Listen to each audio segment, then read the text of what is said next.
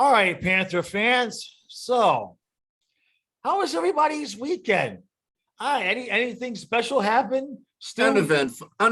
uneventful. Yeah, mine too. Mine. Not. I didn't predict anything. I didn't get my 5 minutes of fame at all this weekend. It was just normal, boring. 15 minutes. Yeah, 15 minutes. Right. Yeah. Still geeking out about it. Not gonna lie. I said this yesterday in the video with the guys. While everybody else was on Saturday processing the trade, I was still like, but that's what I said. I mean, it just took me the whole day to get over the fact that literally, and now look, you and I have joked about Go ahead. It's incredible. A blockbuster trade like that. I watched a bunch of YouTube videos, as I always do, just to see what the outside world out of the Panther bubble was saying. And yeah, there was at least a couple that said this is a blockbuster trade that will go down in NHL history. Listen, I don't know if it reaches that level, but it's a big trade. right. Well, it could be team-changing trades. right. It could go historically down because you've got two sides. You've got what Huberdeau's already done here, but then Tkachuk could win a cup here, right? So the main takeaway that I got was, when was the last time you had two superstars or two players scoring over 100 points get traded for one another? yeah, the last big trade that was, not exactly superstar for superstar, but the last trade that was similar in a sense was the Stafford trade in football, right?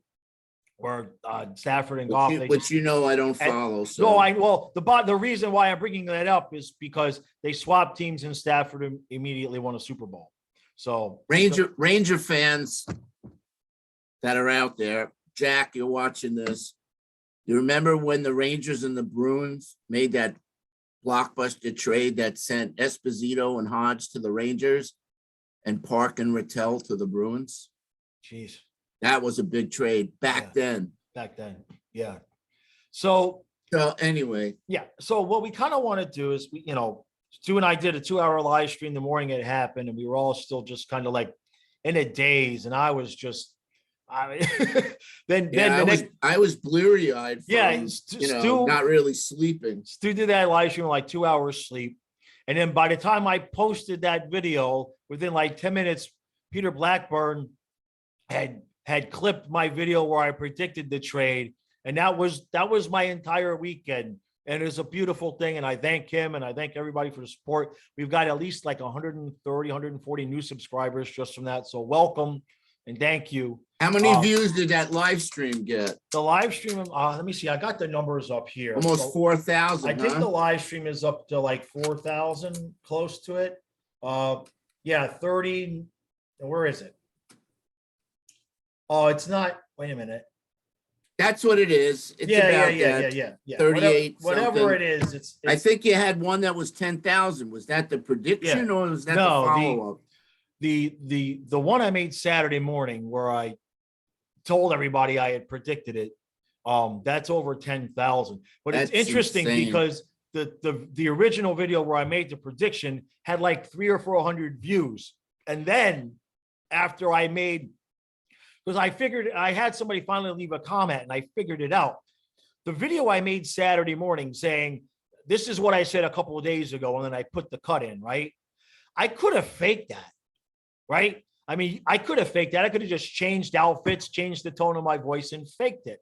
So what's happened is the people that weren't so sure that was real have gone and watched the original video where I did make the prediction a few days earlier. So that one's almost at 4,000. So it's been a good weekend. If you haven't seen the original, go to the 7-minute, 30-second mark. That's when he. Yeah. It's just. I know. Crazy. It's crazy. It's crazy. So. Well, I watched an interview. I mean, Linda Cohen did one for ESPN, but I watched the video. Yeah. I found it by accident, but it's great on Oh, no, somebody mentioned this Ryan Leslie. Now, I don't know if he's in the broadcast team, one of the beat writers, but Matthew Tkachuk's pretty friendly with him. And if you go to his Instagram page, I think Eric, I sent you the link. So Yeah, I'm post going to the link it for in the people. description to It's this a video. 20-minute interview with Matthew Tkachuk, and you really see what a class person he is, because you know, at the end, he just talks so positive about Calgary and the GM working things out for him and Right. the players. And at the end of the video, he thanks the fans. Right. Right. And I'll say it for you. We're still waiting. We're still waiting for Jonathan Huberdeau to say something. He did post something on Instagram. no, he changed his profile picture. Changed his profile picture, and he posted that video. We assume, we don't know if it was a new or an old video, but he posted a video basically where he was dancing and having a good time at a party. But there hasn't been any like, thank you to the fans. I hate you, Flying Fluffy, for predicting it. There hasn't been anything. Now I don't know if that's the truth for Uyghur too. I haven't paid attention to that, but I haven't seen anybody like sharing that, you know, Uyghur or Huberdeau said, hey, thanks to the fans, thanks Florida, we love you, et cetera, et cetera. Now, I get that they're probably a little ticked off at the organization right now, although Uyghur kind of had to see this writing at least halfway on the wall. I could see where Huberdeau was like, what? Okay, I can understand his position, but still, organization and fans, very, very, you know, two different They got to things. realize it's a business. Right. I'm sure, you know, I'm sure he thought he'd be a Panther for life, but what I want to do is I want to focus on Matthew Tkachuk. Yeah, exactly. Because they both asked him, but Linda Cohn was like, why Florida? And that just brings up the point that Jack made. Yep. And that is, you know, like he brought up Jay Bomeister, wanted out because we was so bad at the time. Right. And really, you know, there was no direction for the ship at that time. Right. The players want to play here. Yep. And it's not just about the sun and the beach and the lifestyle. You know, they see that we have a cup contending team. And I've always said that we were just missing a couple of puzzle pieces. Right. And I really thought, you know, bringing in Giroux, Sherratt, whatever would be those remaining pieces, but obviously not. But you got a guy like Tkachuk, who I think is in, you know, the Hornquist mold of winning attitude. Right. And doing what is necessary to win. Right. And of course, last night I started searching for clips on YouTube. You know, they always have a lot of clips of his play. Yeah. And you know, I watched, you know, his goals from this season. And the guy is, I can't wait. Yeah. Good. Can't Yeah, wait. I need to do some of that too myself. You mentioned the direction of the ship, and that's kind of the biggest part that I wanted to talk about today was, and look, full disclosure, everybody knows, everybody who's watched the videos knows, myself, I won't speak for Stu, but for me, when we made the moves, White, Cousins, Balsers, I was kind of like, and I was more disappointed, obviously, number one, in losing Marchment, and then number two, excuse me, you know, the first round picks, Mammon, Marchment, and the first round picks for nothing.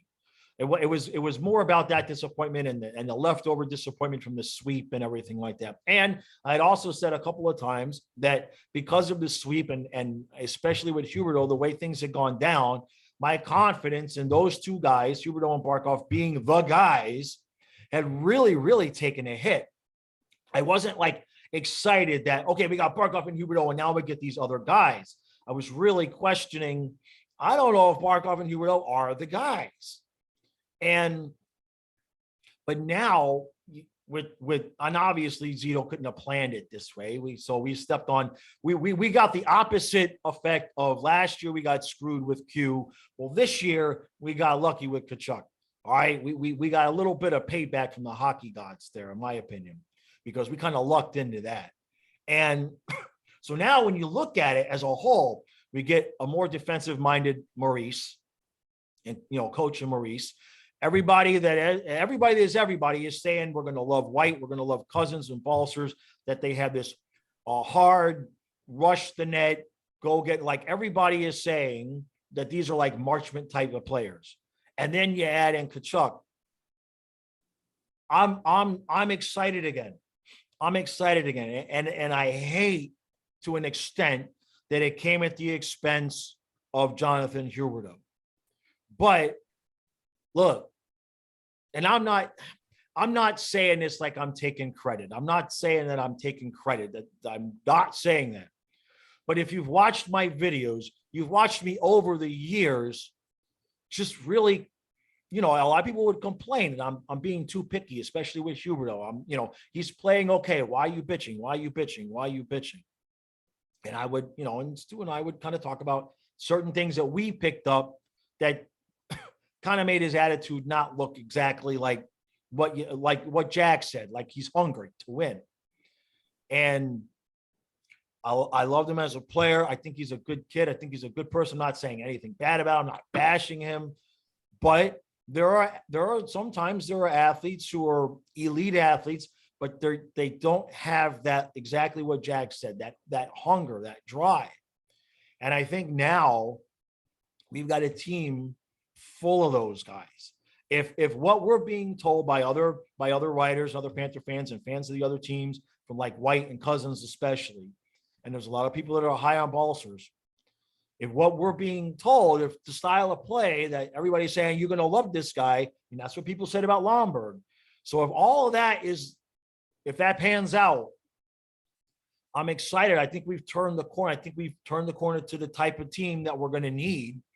And it's just crazy how one by one, and this is where I want you to jump in, Stu, because we talked about this yesterday with Jack and everything too. And Timmy, everybody that was there. One by one, I mean, the core, the original core is getting smaller and smaller and smaller to now it's the talent players. Yeah, it's Barkov and Ekblad. That we drafted. Oh, okay. That from that draft, from all that draft capital, from all the bad. You remember, those were number 1, number 5, number 3, whatever they. And we were bad for a long time. That's how we got these guys. And one by one, those guys have,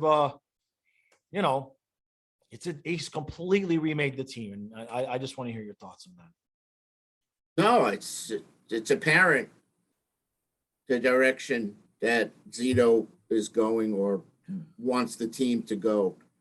Again, I don't know much about these players. Right.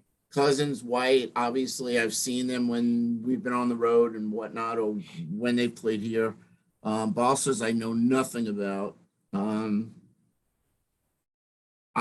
excited as well. I'm excited because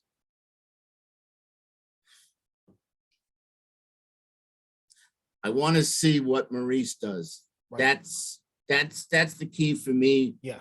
Because obviously Burnett just was over his head and, he proved it. So Maurice has been around a while. I don't think he's had a team with this much talent. Right. So let's see what he does.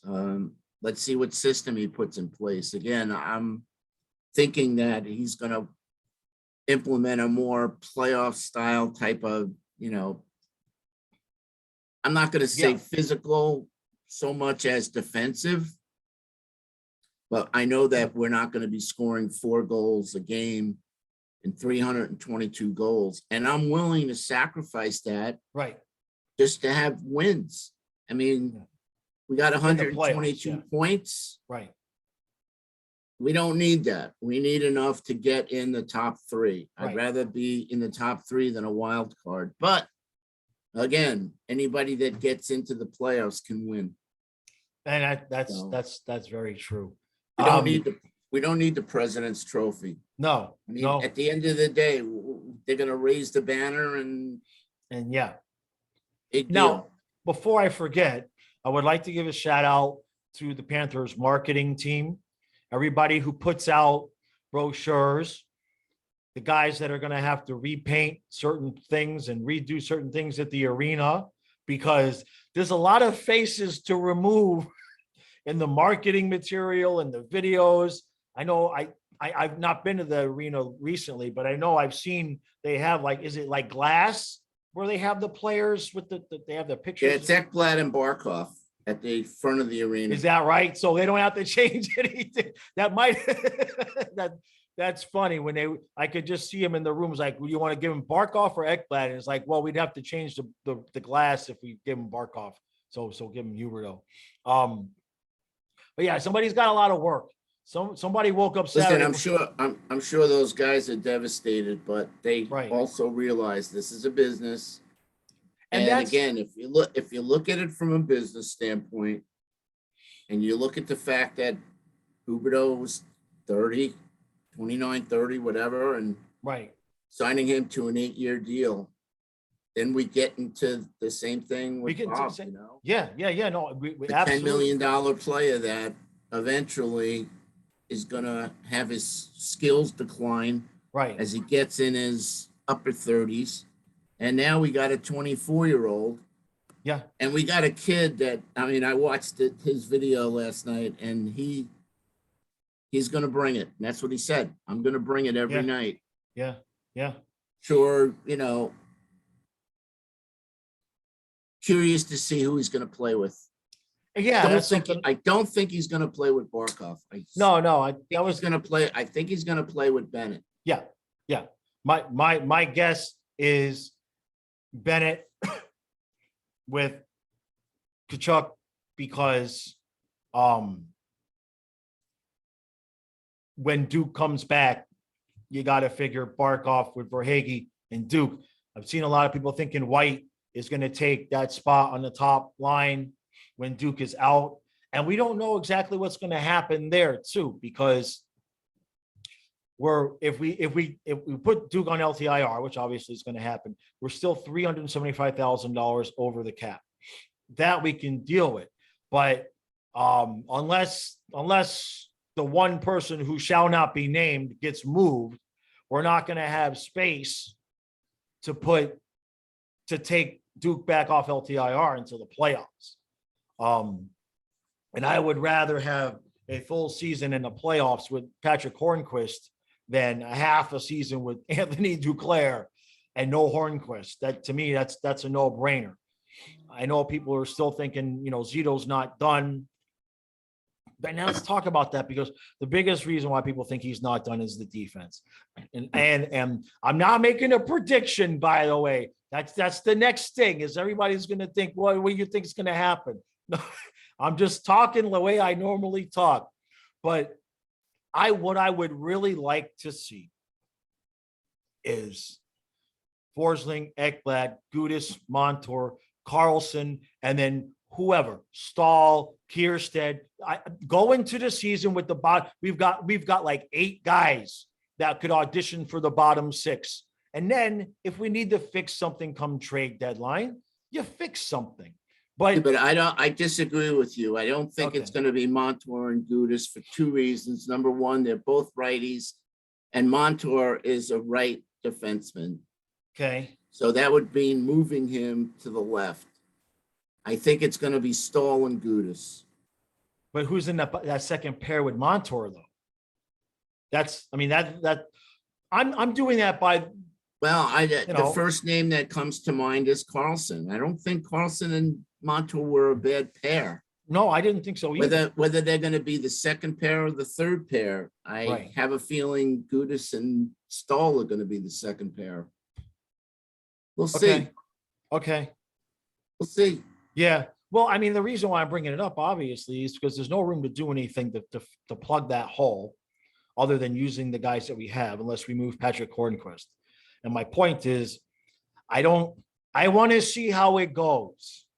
I don't, you know where I'm at with moving Hornquist. right. I don't want to move Hornquist to fill a hole that, look, this is how hockey works. Guys leave. And I mean, young guys, sometimes they come in and they become good players.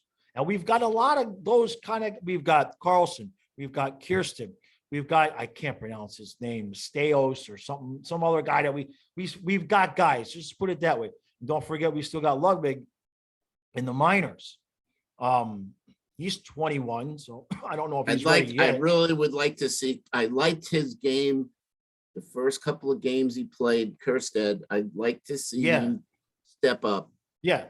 And the contract next level where he's NHL. Right. The contract we gave him this year, it's a 2-way deal, but next year it's an NHL 1-way deal. So it sounds to me like we did that for a reason.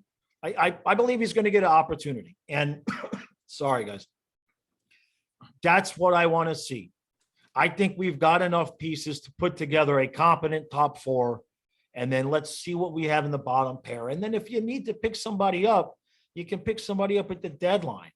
And not just on the deadline, but waiver. Remember, we picked up Forsling on waivers. Okay. We put Connaughton on waivers last year. There's always some guy that's out there that's going to be able to give you bottom 6 minutes. That's going to be capable. And we may just have to go 1 year with capable and see how it works, because we'll have cap space to do some things next year. But I don't think I'd rather see how it goes than move Patrick Hornquist. That's all I can say about that. Hornquist is too important to this team. His not just his attitude, but look, if somebody gets hurt, you can plug him in on the second line, third line for a week or two, and you're fine. He might need a couple of nights off to rest his legs after, but he's just got, he's as important to this team now as Achari was to the team a few years ago. He has to stay.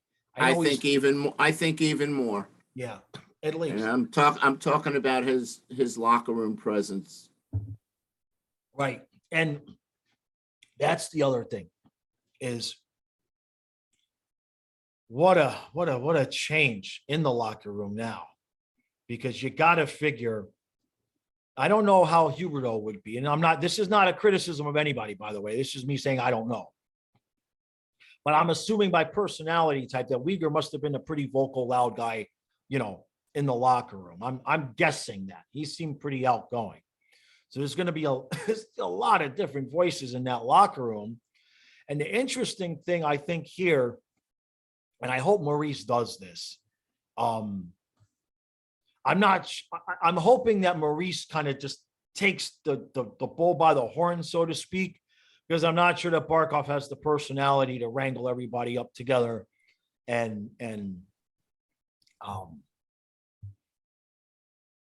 sell everybody on all the changes. And that's the other thing is, a couple of people had mentioned, will this be like the Stu Barnes trade? Right. And let's just say no, because, we talked to Billy about that trade, and, basically I believe the word he used was he used the word, he said it gutted the locker room. And, Stu Barnes was the heart and soul of that team. He was the firecracker that made a lot of things go. But remember who he got traded for. And that's the other thing. There's a big difference. Right.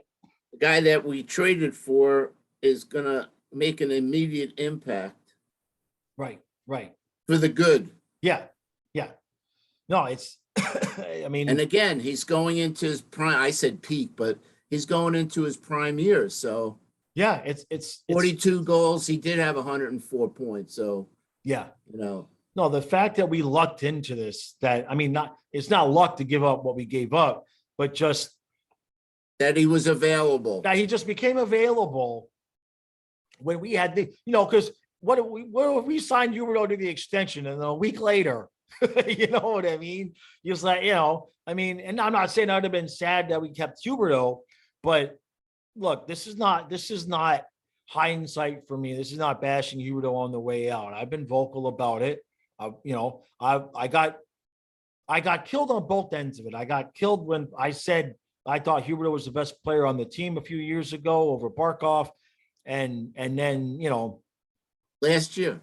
yeah, and then if I complain too much about the attitude, that my assumption of his attitude, and look, he may just not show his emotions certain ways. I don't know. What I know is that we can only go by what he puts out, right? We can only go by what he puts out. And he did the who cares thing. And we talked about this yesterday with the big group. Okay, so he says it, right? We all say things, right? Everybody knows what the kid really meant. You know what I mean? But he should have come up the next day and just say something, just acknowledge it and be like, guys, I'm just saying, we don't care how far behind we are. We feel we can come back. Say something publicly to make that perception go away, because it's Stu. Perception with the Panthers is everything. So with any team. Yeah, that's true. Except the Flyers. The Flyers don't care. That's a different story. But listen, I just like what I heard last night in this interview with this Brian Leslie guy. He's fired up.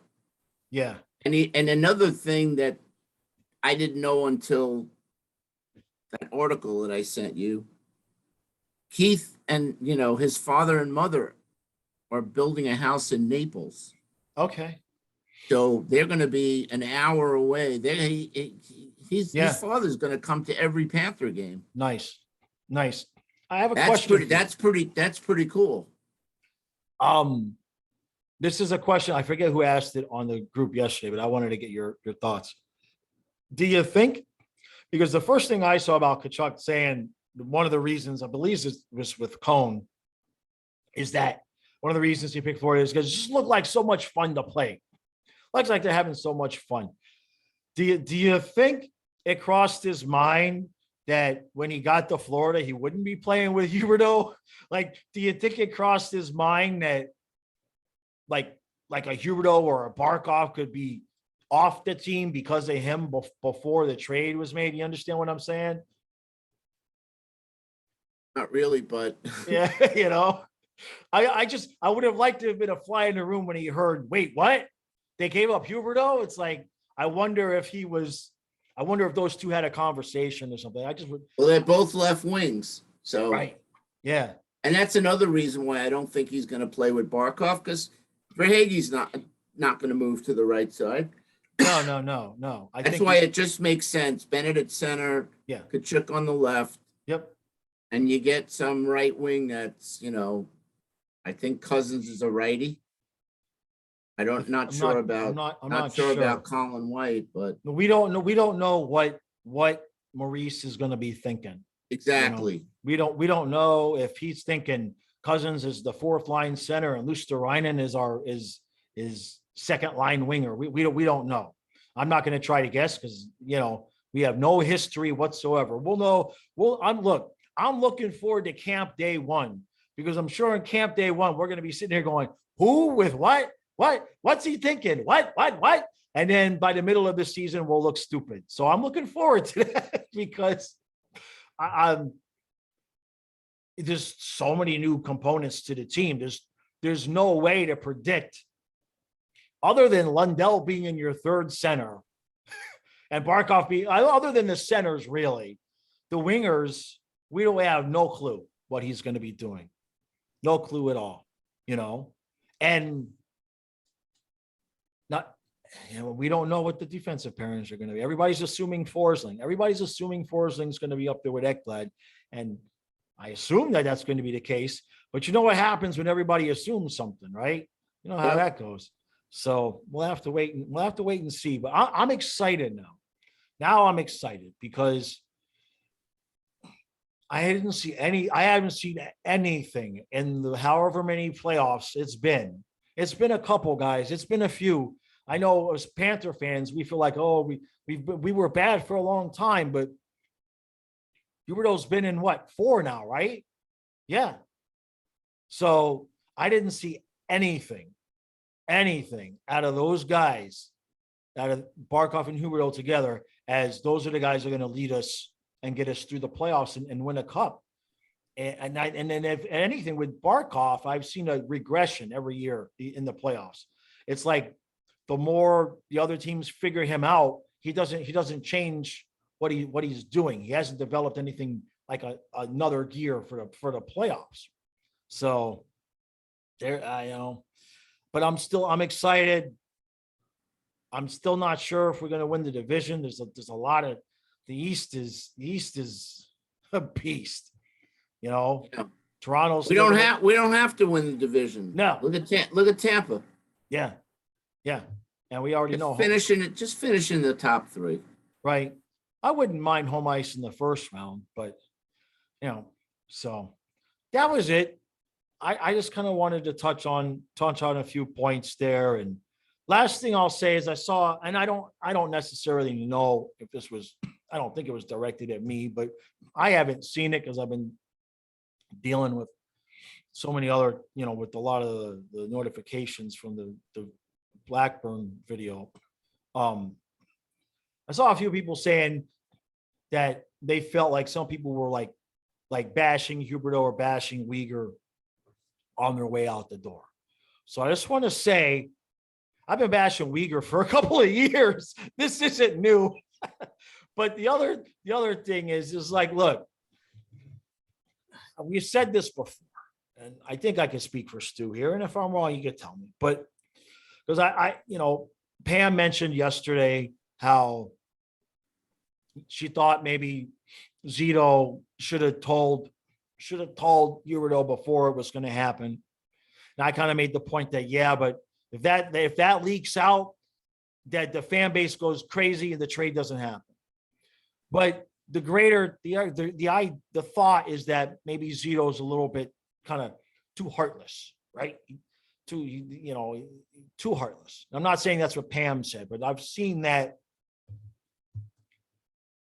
And you have to understand, and this is where Stu and I differ a lot from the fan base. Number one, it's an age thing.